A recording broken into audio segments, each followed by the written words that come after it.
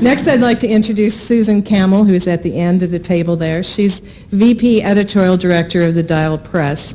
Her first job as a department head in publishing was in 1979 when she was VP Director of Subrights at Simon & Schuster. Later, she became Associate Publisher at Simon & Schuster. In 1986, she decided to devote herself to editing full-time, acquiring books such as Gilda Radner's It's Always Something and Carrie Fisher's Postcards from the Edge. In 1987, she joined Random House as executive editor and later acquired books for the Random House imprint, Turtle Bay Books. She bought books such as A.S. Byatt's Possession and Angels and Insects. She won LMP's Editor of the Year Award in 1996. She's worked with National Book Award finalists Elizabeth McCracken, Allegra Goodman, Maria Arana. She also did Carolyn Knapp's Drinking a Love Story and to show, again, range, Sophie Kinsella's Shopaholic series. Susan. Thank you very much, Nora, and thanks, too, very much for giving us the opportunity to talk about the books we love. I just thought to take a second to remind you sort of who we are at the Dial Press, which is we're a boutique imprint within the Bantam-Dell Publishing Group, so we have the best of all possible worlds, which is we can create an intimate, nurturing editorial environment for our authors, along with the sort of marketing muscle and savvy of a larger, powerful publishing group behind us. And as Nora said or suggested, our list is small and diverse and very eclectic, and many of the authors that we publish I'm terribly grateful to have support in the past, like the authors that Nora mentioned, but also the outrageous David Schickler, and Kissing in Manhattan, who's working on his new novel. And yes, we mourn very much the passing of Caroline Knapp, Drinking a Love Story. And we also publish authors like Michael Paternitti's Driving Mr. Albert and like that. And Sophie Kinsella is having a new book coming next March. It's going to be her first standalone, and it's a non-shopaholic, and it's great. And I also want to mention that I'm having a really wonderful time working on a remarkable memoir by the remarkable Sting, which I'm sure you'll be hearing about in the coming months. But with all these wonderful authors, and even in these trying economic times, I'm feeling really rather lucky, and particularly lucky today because, like Julie, I'm going to break the rules to talk about an author who may be one of the most exciting young writers I've ever had the opportunity to work with. Her name is Jennifer Vanderbes, and her book is called Easter Island, and it went on sale 2 days ago. This is the book. And I heard about Easter Island first in the normal way, from a literary agent, a kind of outrageous literary agent herself. Her name is Maxine Grofsky, and she's got exquisite taste and also is a wonderful editor. She was, in fact, the editor of the Paris Review at one time, and then came in Paris, and then came back to New York to take up a career as a literary agent.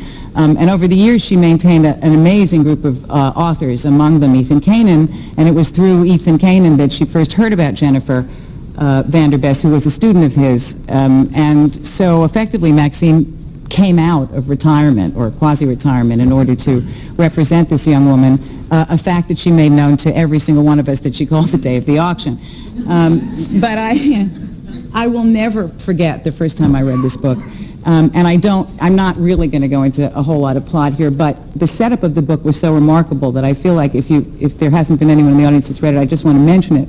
Since the opening chapter is about the defeat of the German fleet in the Falkland Islands in World War I by the British, then the second chapter moves to 1912, a Dear John letter from a British governess to her lover in the war, basically telling him that by the time he receives the letter, she's going to have married someone else because her father died, leaving her in debt, but most importantly, leaving her the responsibility of a sibling, her younger sister, who is, I think today we'd call slightly mentally impaired. And the third chapter takes place in 1973, where a young American botanist is on a plane about to descend onto Easter Island. Now, I have to confess to you that before I read this novel, I was completely clueless about Easter Island.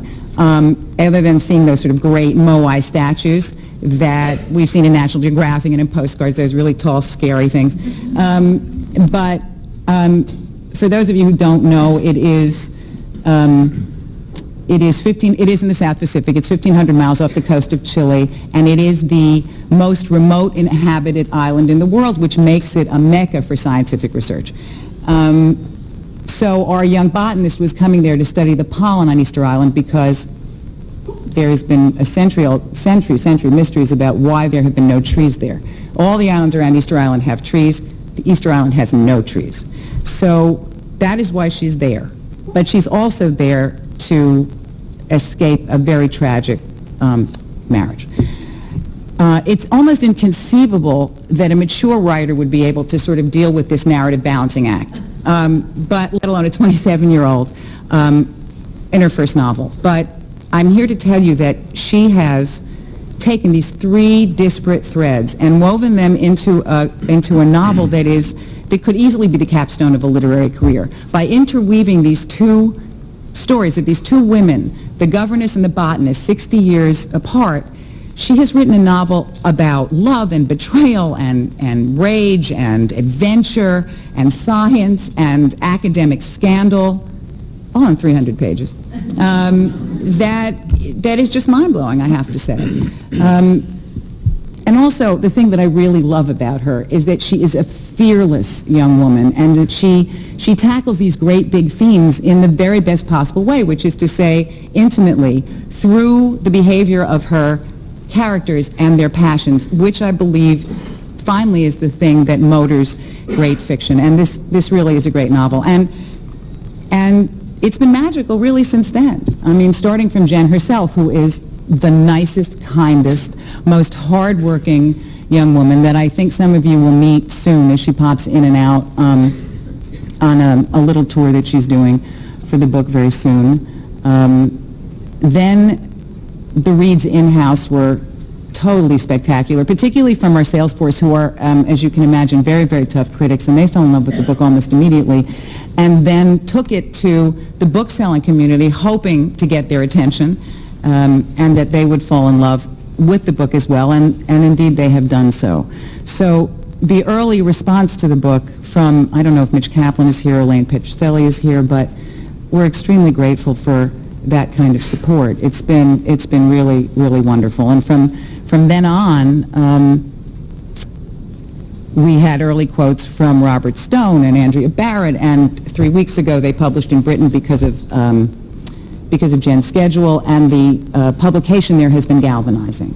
So we are poised here, and hoping that the buzz, from us and from you will move out of this room to your customers and bring this book to the audience, the very, very wide audience that I think that it deserves. And if you haven't read it, if anyone in this room hasn't read it, I really urge you to, because it's a remarkable piece of work. And the second book that I'd just like to mention, since it seems remiss, the Dial Press seems to be having a theme of science this season, is a dazzling collection by Carl Yanyema, also just on sale, who, unlike Jen, who doesn't write about what she knows, other than the fact that she was at Easter Island many times, Carl does write about what he knows. He is a researcher in robotics at MIT, and his collection is about scientists in love.